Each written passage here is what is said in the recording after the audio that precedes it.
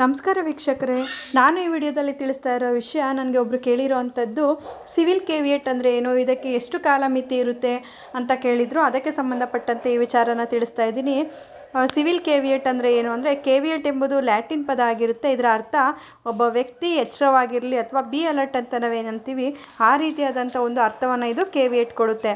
ಕಾನೂನಿನಲ್ಲಿ ಕೇವಿಯೇಟ್ ಸಲ್ಲಿಸಿದ ವ್ಯಕ್ತಿಗೆ ತಿಳಿಸದೆ ಕೆಲವು ಕ್ರಮಗಳನ್ನು ತೆಗೆದುಕೊಳ್ಳಲಾಗುವುದಿಲ್ಲ ಎಂದು ನೋಟಿಸ್ ಕೊಡುವುದು ಅಂತ ಹೇಳಿ ತಿಳ್ಕೊಬೋದು. ಅಂದರೆ ಯಾವುದೇ ಒಂದು ಕೋರ್ಟು ಆ ಕೇವಿಯೇಟ್ ಅರ್ಜಿಯನ್ನು ಯಾರು ಹಾಕಿರ್ತಾರೋ ಅಂಥವ್ರಿಗೆ ತಿಳಿಸ್ದೆ ಯಾವುದೇ ಒಂದು ಪ್ರೊಸೀಜರ್ನ ಮಾಡಬಾರ್ದು. ಸ್ಟೇ ಆಗಿರ್ಬೋದು, ಇಂಜೆಕ್ಷನ್ ಆರ್ಡರ್ಗಳಾಗಿರ್ಬೋದು, ಯಾವುದು ಕೊಡಬಾರ್ದು ಅಂತೇಳಿ ಹಾಕುವಂಥ ಒಂದು ಅರ್ಜಿ ಆಗಿರುತ್ತೆ. ಅಂದರೆ ಆತನ ಗಮನಕ್ಕೆ ತರದೆ ಯಾವುದೇ ಒಂದು ಆಜ್ಞೆಯನ್ನು ಕೋರ್ಟ್ ವಿಧಿಸಬಾರ್ದು ಅಂತ ಹೇಳಿ ಹಾಕುವಂಥ ಒಂದು ಅರ್ಜಿ ಆಗಿರುತ್ತೆ.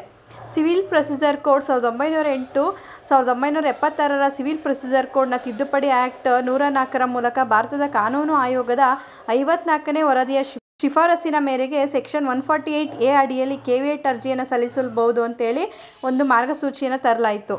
Civil procedure code 1908 section 148A ಅಡಿಯಲ್ಲಿ ಈ ಒಂದು ಅವಕಾಶವನ್ನು ನೀಡಲಾಗಿದೆ. ಭಾರತೀಯ ಕಾನೂನು ಕೇವಿಯೇಟ್ ಅರ್ಜಿಯನ್ನು ತನ್ನ ವಿರುದ್ಧ ಕೆಲವು ಅಥವಾ ಇತರ ಪ್ರಕರಣಗಳನ್ನು ನ್ಯಾಯಾಲಯದಲ್ಲಿ ದಾಖಲಿಸಲಾಗುವುದು ಎಂಬ ಬಲವಾದ ಭಯ ಅಥವಾ ಆತಂಕ ಹೊಂದಿರುವ ವ್ಯಕ್ತಿಯು ತೆಗೆದುಕೊಳ್ಳುವ ಒಂದು ಮುನ್ನೆಚ್ಚರಿಕೆ ಕ್ರಮ ಅಂತ ಹೇಳಿ ತಿಳಿಸಲಾಗಿದೆ.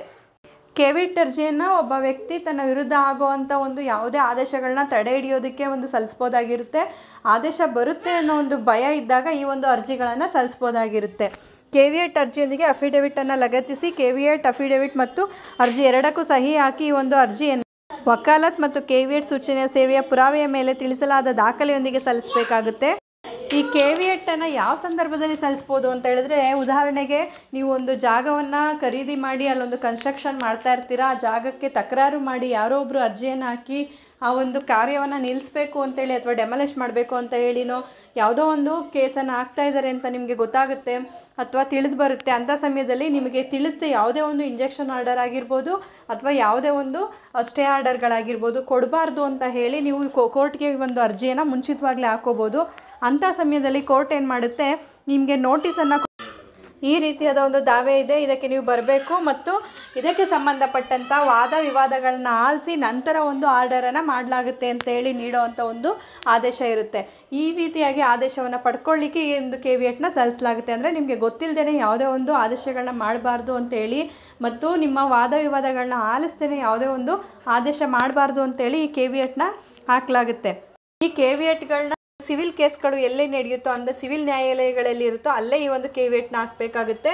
ಹೈಕೋರ್ಟ್ ಮತ್ತು ಸುಪ್ರೀಂ ಕೋರ್ಟ್ಗಳಲ್ಲೂ ಕೂಡ ಈ ಕೇವಿಯೇಟ್ನ ನಾವು ದಾಖಲಿಸ್ಬೋದು, ಕೆಳ ಕೋರ್ಟ್ಗಳ ಆದೇಶದ ವಿರುದ್ಧವಾಗಿ. ಅಂದರೆ ಆ ಒಂದು ಆರ್ಡರ್ನ ಆ ಒಂದು ಆದೇಶಗಳೇನಾಗಿರುತ್ತೆ ಅದನ್ನು ಜಾರಿಗೆ ತರಬೇಕು ಅಂತ ಅಂದ್ಕೊಂಡಾಗ ತರಬಾರ್ದು ಅಂತೇಳಿ ಆಪೋಸಿಟ್ ಪಾರ್ಟಿಯವರು ಒಂದು ಆದೇಶನ ಒಂದು ಅರ್ಜಿಯನ್ನು ಹಾಕ್ಕೊಳ್ಳೋದಕ್ಕೆ ಹೋದಾಗ ನಾವು ಈ ಕೇವಿಯೇಟ್ನ ಸಲ್ಲಿಸಿದ್ರೆ ನಮಗೆ ಸೂಚನೆ ಸಿಗದೆ ಯಾವುದೇ ಒಂದು ಆದೇಶವನ್ನು ಕೂಡ ನ್ಯಾಯಾಲಯ ಮಾಡೋದಿಲ್ಲ. ಅಂಥ ಸಂದರ್ಭದಲ್ಲಿ ಈ ಕೇವಿಯೇಟ್ನ ಹಾಕೋಬೋದಾಗಿರುತ್ತೆ. ಯಾವುದೇ ಒಂದು ನೀವು ಸಿವಿಲ್ ಕಾರ್ಯಗಳನ್ನ ಮಾಡುವಾಗ ಅಥವಾ ಯಾವುದೇ ಒಂದು ಜಮೀನ ಮಾರಾಟ ಮಾಡ್ತಾ ಇರ್ತೀರಾ ಅಥವಾ ಯಾವುದೋ ಒಂದು ಕಟ್ಟಡ ನಿರ್ಮಾಣ ಮಾಡ್ತಾ ಇರ್ತೀರಾ ಅಥವಾ ಯಾವುದೇ ಒಂದು ಡೆವಲಪ್ಮೆಂಟ್ ಕೆಲಸ ಮಾಡ್ತಾ ಇರ್ತೀರಾ, ಅಂಥ ಸಮಯದಲ್ಲಿ ನಿಮಗೆ ತಿಳಿಸ್ತೇನೆ ಯಾವುದೇ ಒಂದು ಪ್ರತಿಕೂಲವಾದಂಥ ಒಂದು ಆದೇಶವನ್ನು ಕೋರ್ಟ್ ಮಾಡಬಾರ್ದು ಅಂತೇಳಿ ಮಾತ್ರ ಈ ಒಂದು ಅರ್ಜಿಯನ್ನು ಹಾಕಲಾಗುತ್ತೆ. ಈ ಒಂದು ಕೇವಿಯೇಟ್ನ ಅವಧಿ 90 ದಿನಗಳು ಮಾತ್ರ ಇರುತ್ತೆ. 90 ದಿನಗಳು ಕಳೆದ ನಂತರ ನೀವು ಮತ್ತೆ ಇದು ಮುಂದುವರಿಸಬೇಕು ಅಂತ ಆಸೆ ಪಟ್ಟಲ್ಲಿ ಇದನ್ನು ರಿನಿವಲ್ ಮಾಡ್ಕೋಬೋದಾಗಿರುತ್ತೆ ಅಥವಾ ಮತ್ತೆ ಅರ್ಜಿಯನ್ನು ಹಾಕೋಬೋದಾಗಿರುತ್ತೆ. ಈ ಒಂದು ಮಾಹಿತಿ ಉಪಯುಕ್ತವಾಗಿದೆ ಅಂತ ಭಾವಿಸ್ತೀನಿ. ಮತ್ತಷ್ಟು ಮಾಹಿತಿಗಾಗಿ ನಮ್ಮ ಚಾನಲನ್ನು ಲೈಕ್ ಮಾಡಿ, ಮತ್ತೊಬ್ಬರಿಗೆ ಈ ವಿಚಾರ ಉಪಯುಕ್ತ ಆಗುತ್ತೆ ಅನಿಸಿದ್ರೆ ಶೇರ್ ಮಾಡಿ. ಹೊಸದಾಗಿ ನೋಡ್ತಾ ಇರೋರು ಸಬ್ಸ್ಕ್ರೈಬ್ ಮಾಡಿಕೊಂಡು ನೋಡಿ. ಕಾನೂನಿನ ಜ್ಞಾನ ಪ್ರತಿಯೊಬ್ಬರಿಗೂ ಉಪಯುಕ್ತ ಆಗುವಂಥದ್ದು.